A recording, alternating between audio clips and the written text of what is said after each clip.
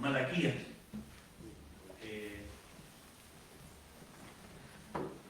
Malaquías, el último profeta, habla un poco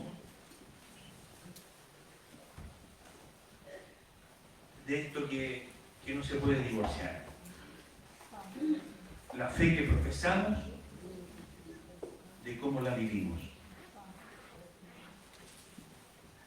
El culto que agrada a Dios. Hoy día tú y yo hemos dispuesto nuestro corazón y hemos llegado a este lugar de distintos lugares de donde hemos venido. A lo mejor a ti te costó más tiempo, pero pusiste tu corazón, llegaste más temprano, vienes de más lejos, pero hemos llegado a este lugar con una cuestión que me parece relevante de destacar. Hemos llegado a ofrecer culto a Dios. Amén. Aleluya. A eso hemos venido. Amén. A ofrecer culto al Señor. Sí, mi rey. Y lo que no puede ocurrir, como dice un predicador muy conocido, él usa esta frase: que lo sagrado no se vuelva profano. Porque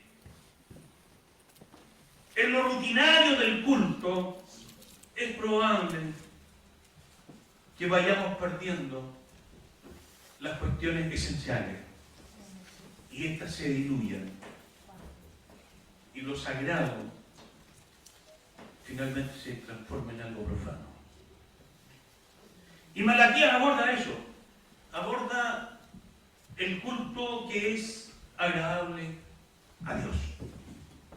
Padre, la gloria es tuya y siempre tuya, te pertenece, tú eres Dios, digno de recibir toda alabanza, toda adoración, el tributo, la gloria, la admiración es tuya.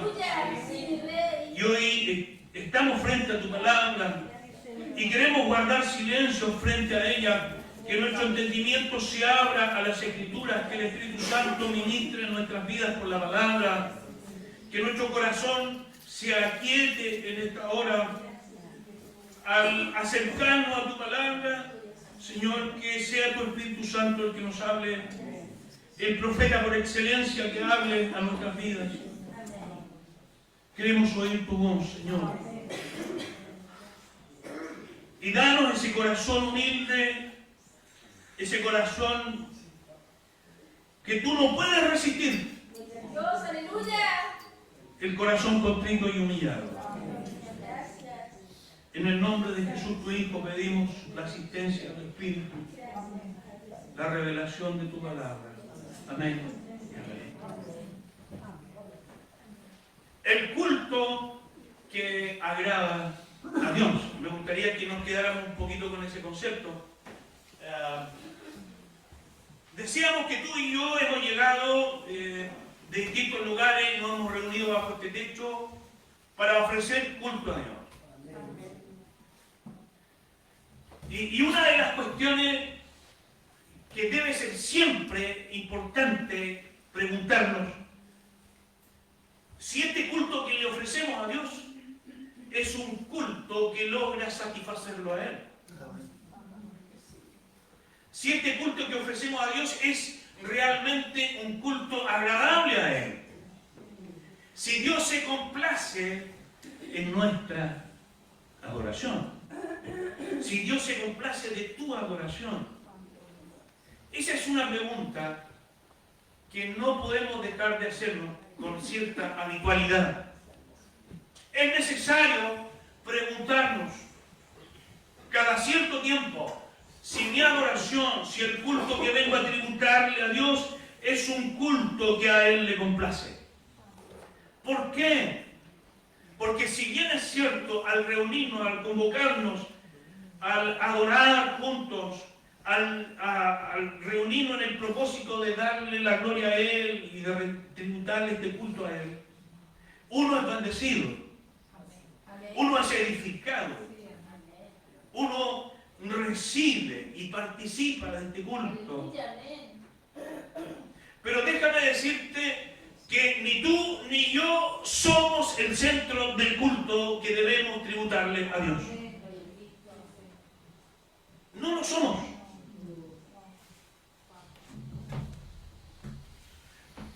Por eso es importante que al leer un pasaje como este, en Malaquías, capítulo 1, verso 6 al 2:9, donde tenemos el segundo diálogo, para quienes nos han seguido en esta línea que iniciamos este año estamos con Malaquías. Por eso es importante examinar la Escritura, examinarnos frente a ella, examinar nuestro corazón. Y déjeme decirle que no tan solo es importante que usted y yo tengamos por frecuencia el examinar nuestro corazón. Porque una vida sin examinarse, como dice otra frase, una vida que no se examina con cierta habitualidad, no es una vida digna de vivir. El autoexamen es una cuestión importante, especialmente en la vida de aquel que se acerca para adorar a Dios. Que tengamos el hábito de examinar nuestra vida.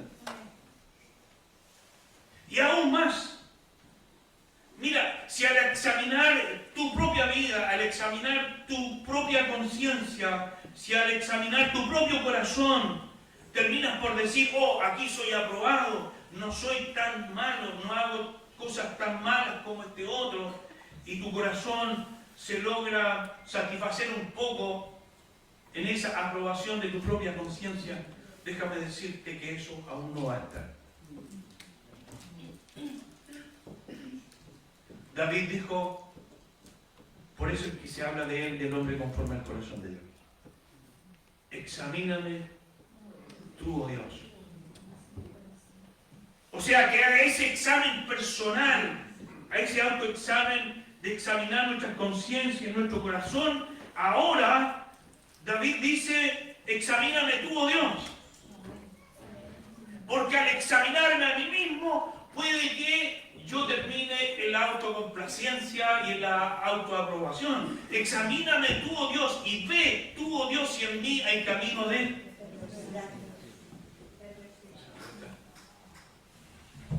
Examíname tú, oh Dios. Entonces, lo que aborda Malaquías tiene que ver con esto, el culto que es agradable a Dios. Y mire, el culto o la adoración que agrada a Dios. Y yo le di un énfasis positivo, porque en Malaquías, si usted lee el texto, y tiene ahí la escritura, Malaquías hace una exhortación confrontacional, parte de los elementos del profeta.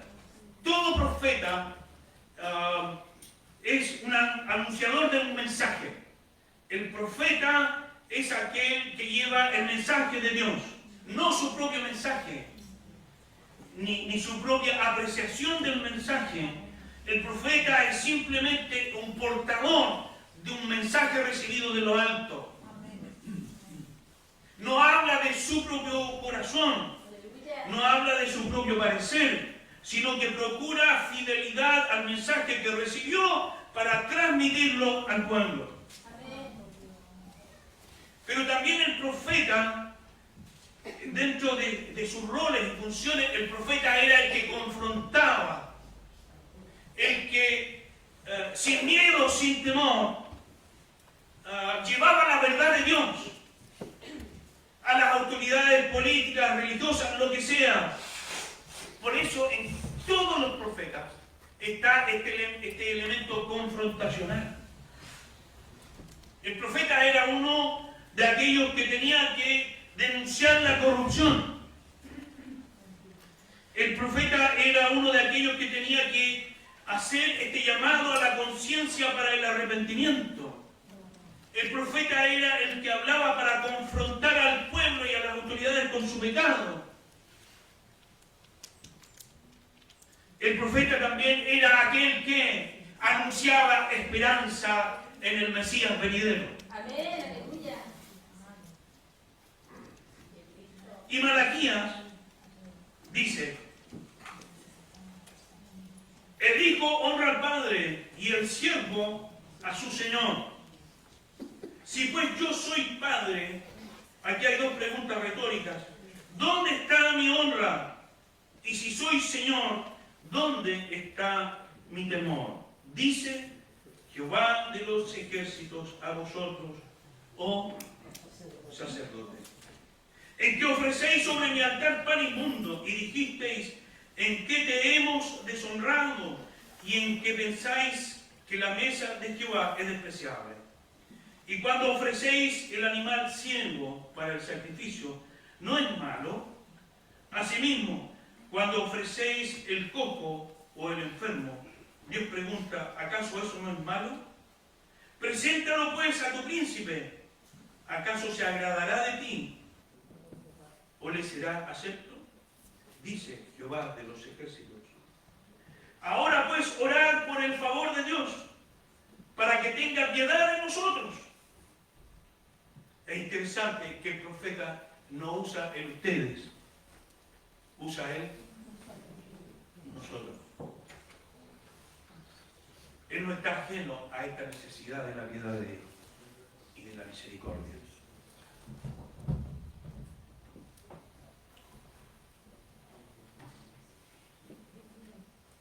Ahora pues orar por el favor de Dios para que tenga piedad de nosotros. Pero ¿cómo podéis agradarle si hacéis estas cosas? Dice Jehová de los ejércitos. ¿Quién también hay de vosotros que cierre las puertas, alumbre mi altar de balde, y yo no tenga complacencia en vosotros? Aleluya. Dice Jehová de los ejércitos. Ni de vuestra mano aceptaré ofrenda. El culto que agrada a Dios.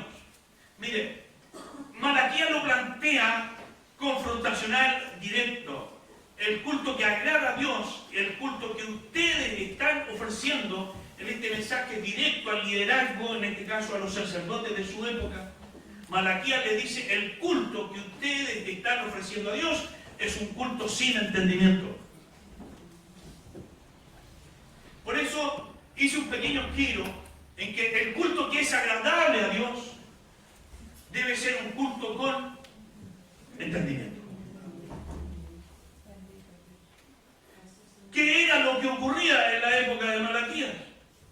Cuando hablamos del culto sin entendimiento, hablamos de que especialmente los sacerdotes tenían este poder de influir en el pueblo, y eso es así, hermanos, lo compartimos hace algunos domingos atrás.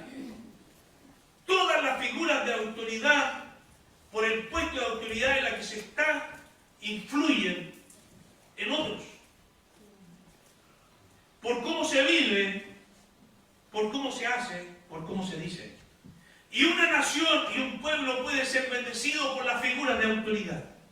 O una nación se desvía hacia el precipicio y al desastre por las figuras de autoridad. Y eso es así. Y lo que ocurría, dice Malaquías, es que ustedes, hablando directamente, muy confrontacional al liderazgo de su época, ustedes están ofreciendo un culto sin entendimiento. ¿Y qué es un culto sin entendimiento en el examen del texto que hemos leído? Un culto sin entendimiento es que ellos no sabían a quién adoraban. No conocían al Dios al cual le rendían culto. No sabían a quién adoraban. Eso es un culto sin entendimiento. Se acercaban a cumplir con todos los rituales religiosos que demandaba el servicio cultico. Los sacerdotes cumplían con responsabilidad cotidianamente todos los ejercicios de la adoración, el sacrificio, la iluminación continua del lugar santísimo, donde no debía apagarse la llama, siempre debía haber luz que iluminara los sacrificios, el pan de los sacrificios, los holocaustos, todo eso se cumplía. Pero se había perdido el entendimiento porque no sabían a qué Dios estaban adorando.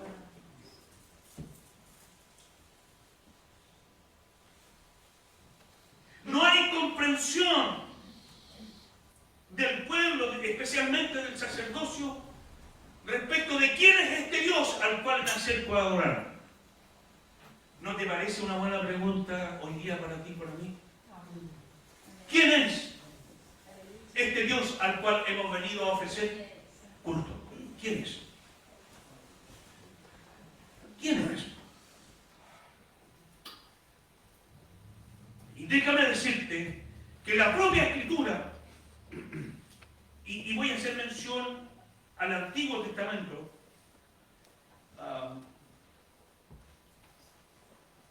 infinidad de veces Dios se autorrevela, es decir, Él tiene la propia iniciativa de descubrirse para que lo conozcan y sepan quién es Él.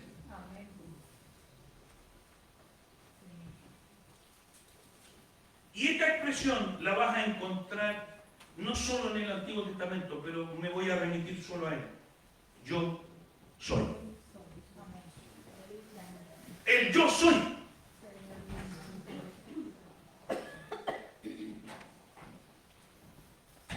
¿Quién es este Dios que ustedes adoran sin entendimiento? Dice Malaquías. Este Dios es el yo soy. El yo soy del Éxodo. El yo soy que se revela a Moisés. Yo soy el que soy. Yo soy Jehová de los ejércitos. Amén. Yo soy el Santo de Israel. Aleluya, amén. Yo soy el Dios de lo imposible. Yo soy el Santo de ustedes, Levítico 20:26. Yo soy el Señor. Muestren reverencia a mi santuario. Yo soy el que soy. Yo soy Jehová. Nada hay fuera de mí. Vea usted todas las expresiones antiguas testamentarias que hablan del yo soy. Y el yo soy es una revelación del carácter de Dios. ¿Quién es Él? Y el pueblo, especialmente los sacerdotes, el liderazgo religioso, ofrecían culto, pero era un culto sin entendimiento. No sabían a qué Dios adoraban. No lo sabían. Y miren, Pablo dice, alabaré, adoraré, voy a parafrasear un poco el texto. Y hace un agregado que no violenta el sentido. Ofreceré culto a Dios. Lo haré con el Espíritu. Pero también lo haré con el entendimiento. Carta a los Corintios. Era un culto sin entendimiento. No sabían quién era ese Dios al cual adoraban. No lograban discernir el carácter de Dios en lo que representaban todos estos elementos simbólicos del culto. Hacían todas las prácticas rituales, todos los sacrificios, todos los elementos cotidianos del culto, de la adoración, todo lo hacían. Pero no lograban discernir qué representaba el hecho de que un cordero fuera sin mancha, sin defecto, sin tacha ninguna. ¿Qué representa eso?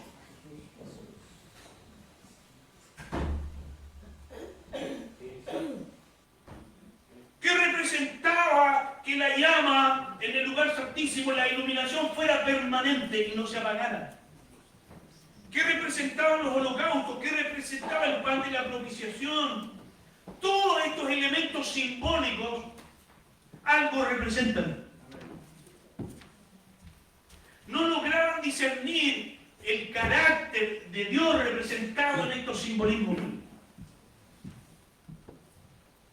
¿Por qué era necesario que el cordero, la ofrenda por el sacrificio, fuera sin defectos, sin talla? ¿Por qué? Como no lograban discernir esto, entonces se abrió la puerta para que el sacrificio fuese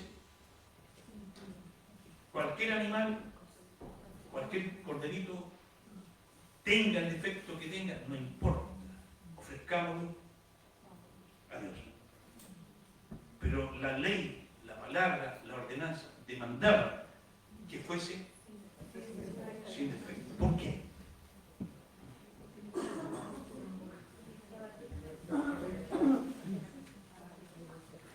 Porque tú y yo, cuando nos acercamos al culto a adorar,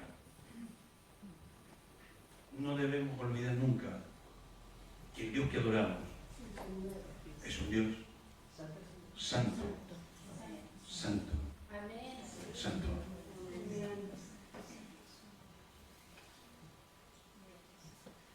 Que la gracia de Dios, por medio de Jesucristo, ha sido abundante y maravillosa, liberadora del castigo, del juicio sobre cada uno de nosotros a causa de nuestro pecado. Sí, absolutamente de acuerdo. Pero eso no mitiga ni disminuye los atributos de Dios. Él es santo, santo, santo. Amén. Y en eso no ha cambiado ni cambiará. Cuando Isaías tiene un encuentro en el templo ofreciendo culto a Dios, Isaías dice que la presencia de Dios estremeció el templo. La presencia de Dios, los pilares se sacudieron. Isaías dice, caí como muerto. Porque mis ojos han visto ¿a quién? Al Santo Israel, Jehová de los ejércitos. Santo, santo, santo. Toda la tierra está llena de su gloria. Amén. Entonces, si bien es cierto, la gracia a través de Jesucristo, por medio de la fe, libera al adorador de la condenación, de la culpa, del juicio, pero eso no disminuye los atributos de Dios. No sé si me logran entender. Porque este Dios santo, santo, santo, Isaías dice, caí como muerto ante él. Aleluya. ¿Se acuerda del temor a Dios? Mire, a mí me dijeron desde pequeño que el temor a Dios era reverencia, respeto. Absolutamente de acuerdo. Pero aprendí que el temor a Dios también es su santidad y miedo ante la grandeza y la santidad de Dios. Que frente a Él, nuestras rodillas tiemblan. Aleluya. Santo. Él no cambia.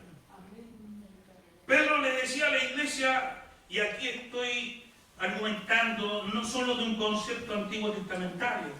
Pedro le decía, sed santos, como el Dios que nos llamó es santo. Sean vosotros santos en toda vuestra manera de ¿qué? Se da cuenta que si bien es cierto, maravillosamente por solo la gracia de Dios, por la sola gracia y misericordia de Él, hemos sido libres mediante la fe en Cristo del juicio, de la ira de Dios sobre nosotros. Pero lo vuelvo a reiterar, eso no disminuye ninguno de sus atributos. Él sigue siendo santo y demandando santidad de nuestras vidas. No lograban discernir el carácter santo de Dios en los simbolismos. Y esa falta de entendimiento les llevó a pensar que a Dios le da lo mismo si le ofrecemos el mejor de los sacrificios o las obras y lo más malo de lo defectuoso. A Dios le da lo mismo. No había entendimiento. Pensar que a Dios no le importa. Pretendieron manipular a Dios. Y que a Dios no le significa nada un sacrificio y una ofrenda defectuosa. No lograban discernir, miren lo que dice Malaquías, lo que está bien de lo que está mal. No había entendimiento en el culto que ofrecían. No lograban darse cuenta que estaban mal.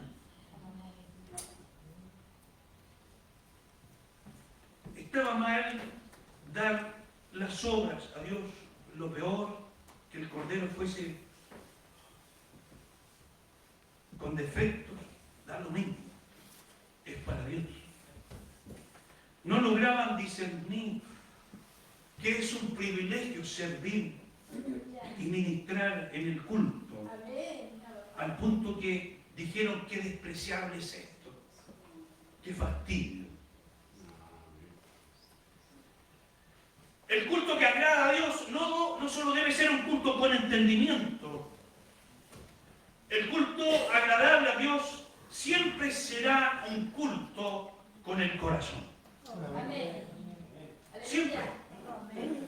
Amén. ¿Cuál era el problema que descubre Malaquías aquí y lo hace visible frente al pueblo, frente a los sacerdotes, frente a la autoridad religiosa de su época?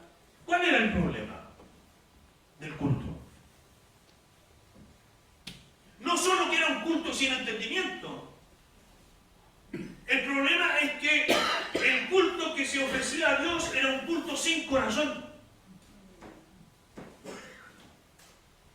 Y esto es terrible, porque se van a encontrar todos los argumentos posibles para sostener que la vida privada de la pública son cuestiones absolutamente distintas. Y déjeme decirle, del Dios que yo conozco en la Biblia, lo privado y lo público no se pueden divorciar. No. Lo externo de lo interno no se puede divorciar. El culto que agrada a Dios es un culto que demanda precisamente que sea hecho con todo el corazón.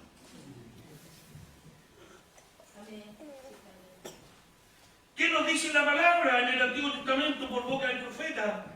Este pueblo, de lo externo, en lo exterior, cumple todos los rituales culticos. Este pueblo de labios, pero de adentro.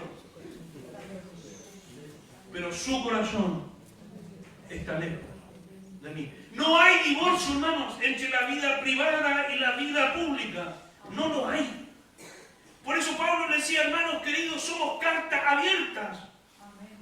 Somos cartas abiertas, no hay privado ni público. No hay cuestiones que sean de carácter privada y otras públicas. No hay en la vida del creyente. En el adorador de hoy, en el adorador neotestamentario, es exactamente lo mismo. No hay culto privado ni culto público. No. No hay el cumplimiento de rituales exteriores. Ok, súper bien, lo dice. No. Hay una cuestión que tiene que ver con el corazón. Con el corazón. Y lo que ocurría en la época de Malaquías era eso. Todos los rituales del culto se cumplían. Pero el corazón del adorador estaba lejos de Dios. eso es bueno preguntarnos y confrontarnos con preguntas como esta. ¿Cuándo nos acercamos a adorar a Dios? ¿Cómo está nuestro corazón? ¿Se acuerda del autoexamen? ¿Se acuerda de la importancia de ser examinado por Dios? ¿Dónde está mi corazón? ¿Cómo está mi ser interior?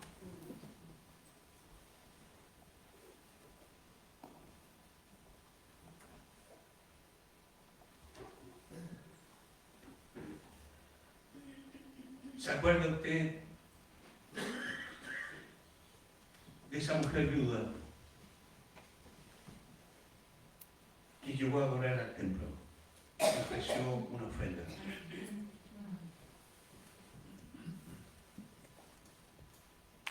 Pero era pública la adoración. Y muchos ofrendaron y dieron en el altar de las ofrendas. Y Jesús dice, esta mujer que hizo algo exterior, 2 monedas de insignificante valor, ha dado más de corazón que el resto. Porque de corazón dio todo lo que tenía. Pero el resto dio de aquello que le sobraba. No se puede divorciar en el culto que le ofrecemos a Dios lo privado de lo público. No, hermanos, no hay vida privada ni vida pública. No hay cumplimiento exterior de rituales y el corazón distanciado de Dios. No. Porque eso nos conduce fácilmente a lo tercero que denuncia Malaquías. Vea usted el pasaje Malaquías 1:14.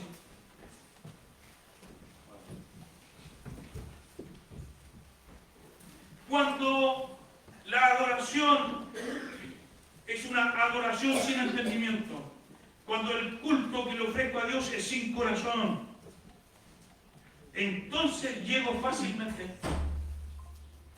a este tercer elemento que denuncia Malaquías. El culto debe ser sin engaño. El culto debe ser sin engaño.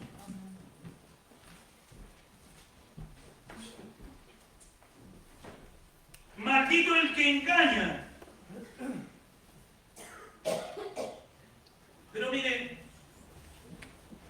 aquí hay cuestiones verticales y transversales.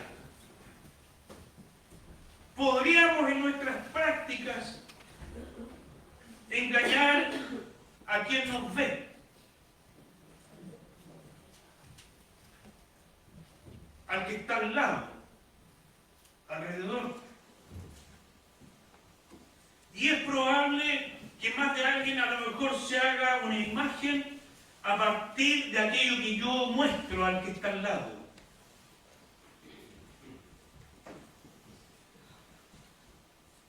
Y es probable que el que me mira logre hacerse una idea de lo que ve. Y podría engañarlo. Hay habilidades de eso.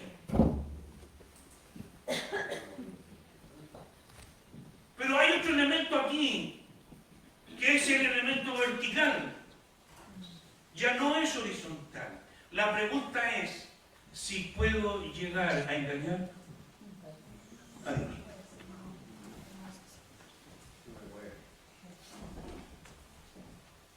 No se puede. ¿Por qué? Porque Él es el que ve y escudriña con claridad lo más profundo e íntimo de nuestros pensamientos y de nuestro corazón. Y la palabra, como dice Hebreos, terminará también por revelar lo oculto, lo escondido de nuestro corazón, porque la palabra de Dios es más cortante que espada de dos filos, penetra hasta partir el alma y descubre lo más oculto y recóndito de nuestro corazón. saca a luz la palabra. Entonces, se podían engañar al resto, pero a Dios. Y qué tremendo, hermanos, qué fuerte. Y yo creo que aquí, frente a un pasaje como este, yo no puedo minimizar la fuerza del texto.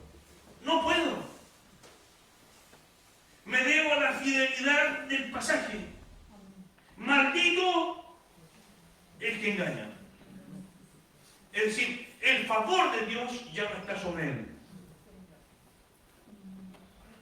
Mire, el domingo pasado me acuerdo muy bien del mensaje. Nuestro hermano Roberto habló de la mano de Dios. Pero si usted escudriña el texto, la palabra, la escritura, se va a dar cuenta que hay dos sentidos simbólicos sobre la mano de Dios en la Biblia. La mano de Dios para bendecir, para cubrir, para proteger, para prosperar. O la mano de Dios para juicio. Está ahí en el texto. Por eso la propia palabra dice que Dios es vivo y que es fuego consumidor. ¿Qué horrenda cosa es caer, dice? ¿En manos de quién? De un Dios vivo. Entonces, miren la fuerza del término. Maldito el que engaña. El favor de Dios se apartará definitivamente ahí. La mano de bendición de Dios no estará, todo lo contrario. Bajo la ira de Dios estará. Maldito el que engaña, el que teniendo, dice, machos en su rebaño, promete y sacrifica a Jehová lo dañado. Porque quebranta el sentido simbólico del corderito que se ofrecía.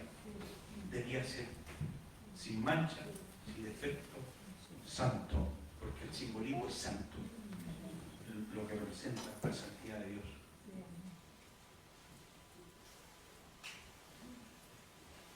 Porque yo soy gran rey, dice Jehová de los ejércitos, y mi nombre es temible ante todas las naciones.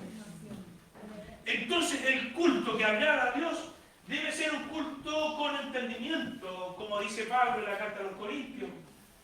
Adoraré con el Espíritu, sí, pero también lo haré con el entendimiento, sabiendo a quién adoramos, sabiendo ante qué Dios nos acercamos.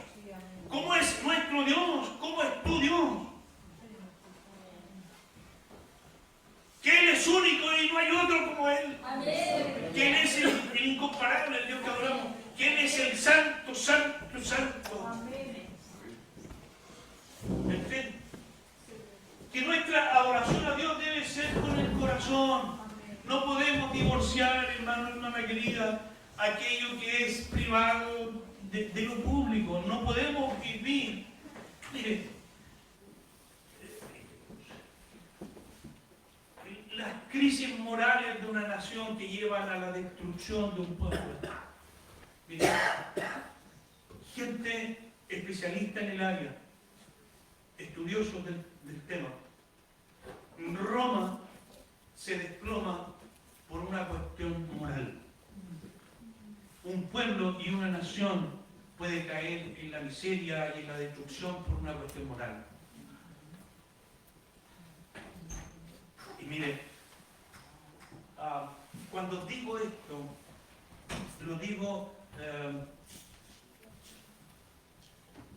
en que no puede haber, insisto una vez más, divorcio entre lo interno y lo externo.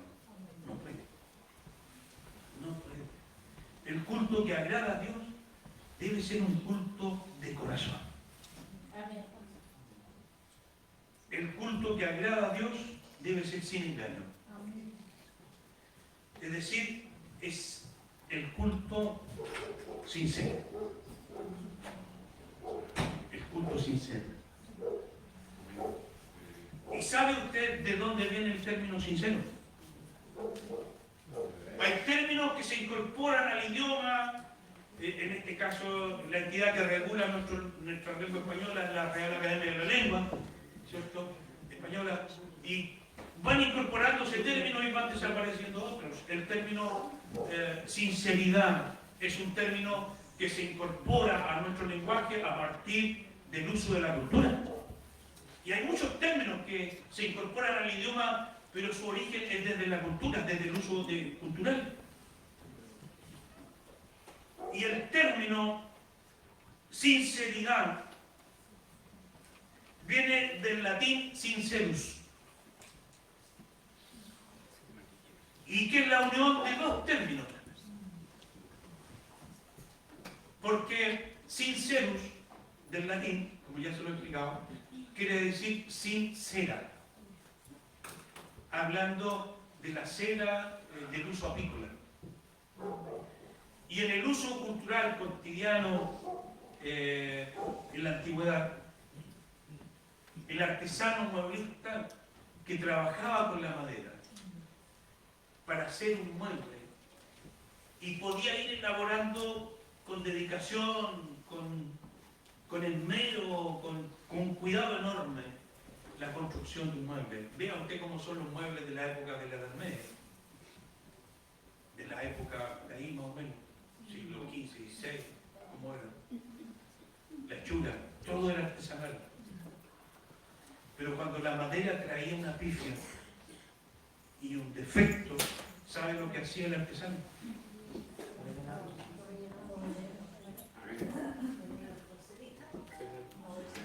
Tomaba seda de las abejas, la seda apícola, y esta pata del mueble, el espaldar del mueble que tenía un nudo feo, una pifia enorme, que afeaba completamente el mueble o la silla, entonces esta pifia se tapaba con seda. Entonces al ojo del que lo veía no había ni una pifia, ni una falla.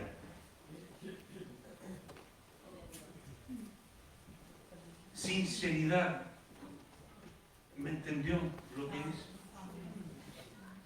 No usar nada de maquillaje en nuestras vidas para tapar nuestras pifias. Somos lo que somos. Con corazón sincero, acércate a adorar a Dios. Porque hay una cuestión que Dios no va a resistir. Santo, justo, que no tendrá por inocente al malvado, que demanda santidad de sus adoradores, que Él es fuego consumidor. Pero hay algo que Dios no se resiste. Aleluya. Hay algo que Dios no puede resistirse, hermano. Quiero explicarte el término.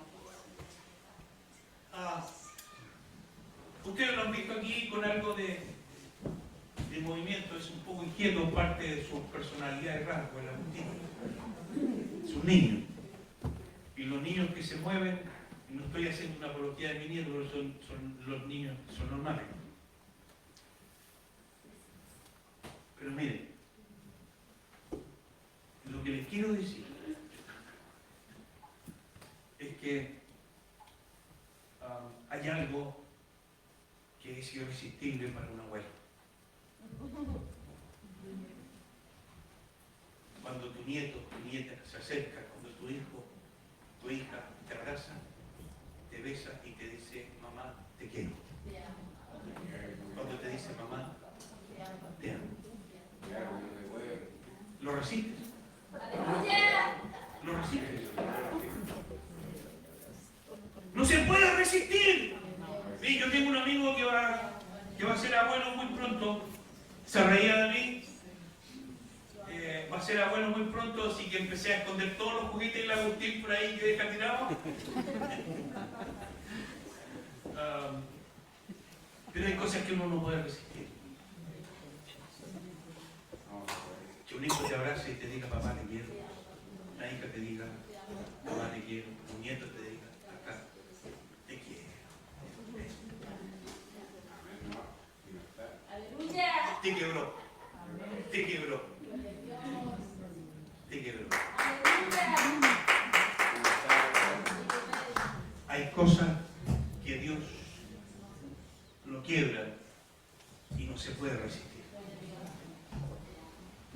El corazón quebrantado. El corazón contrito y humillado. No desecharás tú, oh Dios. Dios no puede resistir, hermano querido, cuando te quebrantas ante su presencia, cuando nos humillamos ante Él, reconociendo lo que realmente somos y ya no hay más maquillaje ni ceras en nuestras vidas, tal cual somos nos acercamos ante Él, donde el Cordero perfecto que es Cristo, sin mancha y sin pecado,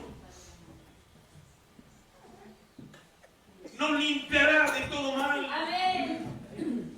Y nos traerá libertad. Amén.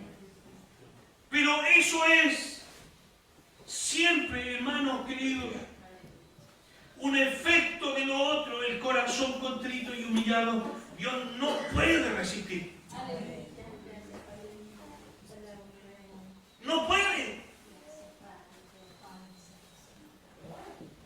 Cuando tú y yo nos humillamos ante su presencia, reconociendo toda nuestra miseria y el pecado que nos rodea, el corazón de Dios se hace irresistible. Dios no dice, no, no puedo, no. Todo lo contrario. Aleluya. Gracias, Padre. El corazón contrito y humillado, te lo vuelvo a decir, Él no desecha, no puede. Dios resiste, por el contrario, la soberbia. Pero el humilde encontrará gracia. El culto que agrada a Dios, hermano, hermana linda, es un culto que debe ser con entendimiento, desde el corazón. Y un culto sincero, sin pretender engañar a nadie. Menos, hermano, en la pretensión de querer engañar a Dios. Yo les preguntaba al principio, tú y yo hemos llegado a adorar. Hemos llegado a ofrecer culto a Dios. Y hoy día yo me voy, y era mi oración también en la mañana. Señor, que el culto público y privado, el culto público que hemos desarrollado aquí sea agradable a tu presencia. Amén. Pero que el culto privado de mi vida cotidiana sea agradable a tu presencia, donde nadie me ve. Como dice un coro, donde nadie me ve. Donde nada puedo ocultar. Allí soy sincero.